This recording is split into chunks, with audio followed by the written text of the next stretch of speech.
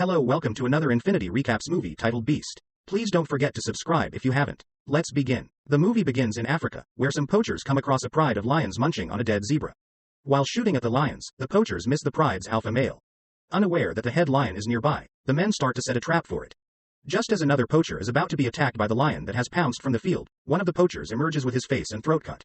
For a safari holiday, Dr. Nate Samuels, Idris Elba, is traveling to the same area with his daughters Meredith, Mir, Ayanna Haley, and Nora, Leah Jeffries.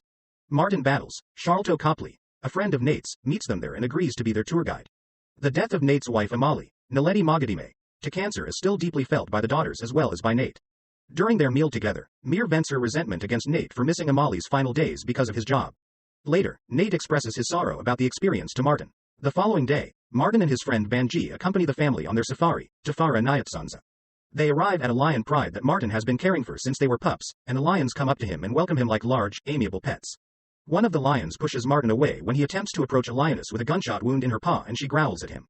The gang passes upon a settlement that appears deserted as they travel farther. When Nate and Martin enter the homes, they discover several villager bodies that have been left to decay after being mauled by the chief lion from the vanquished pride. The females are told to remain by the car by Nate. They keep driving and come across a wounded man named Mutant, Ronald McWanazi. Nate tries to give Mutant first aid, but he dies, so Martin leaves on his own. Martin seems to spot the lion and lets fly with his weapon. When Nate goes to see how he is doing, he notices the lion approaching. Just as the lion starts to pursue him and make an effort to get into the automobile, he dashes back to it. Nate attempts to drive, but the vehicle stalls when it comes up against a slope.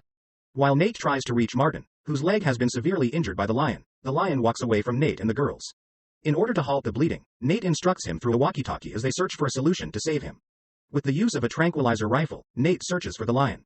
Mir stops the car when she sees the area where Martin claims to be and gets out to attempt to assist as the lion emerges from a rock.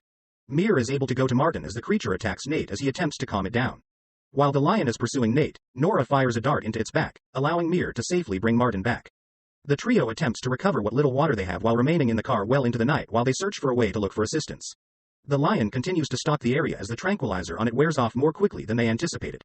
Nate has a dream that the lion is pursuing the girls. He confesses to Mir how much he missed their mother's needs and how much he loved her.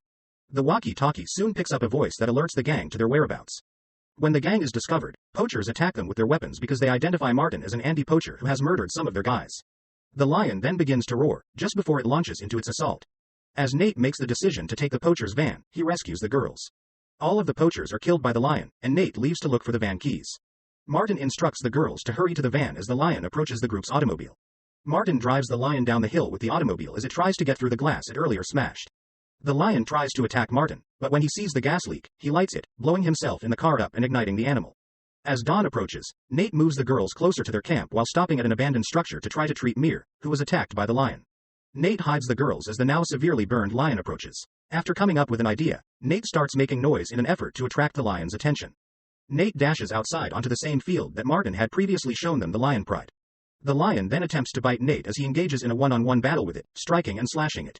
The other lions from the pride pursue the evil lion and overwhelm it before shredding it to bits as he is on the verge of dying from his wounds. After Nate collapses, he has a vision of Amali appearing prepared to die with her. Alongside Mir and Nora, Nate awakens at the medical facility. They praise him for being aware that the other lions would defend their pride by killing the bad lion. Additionally, they inform him that Banji saved them. The family keeps traveling and stops for a photo near to a tree where a large flock of birds is about to take flight.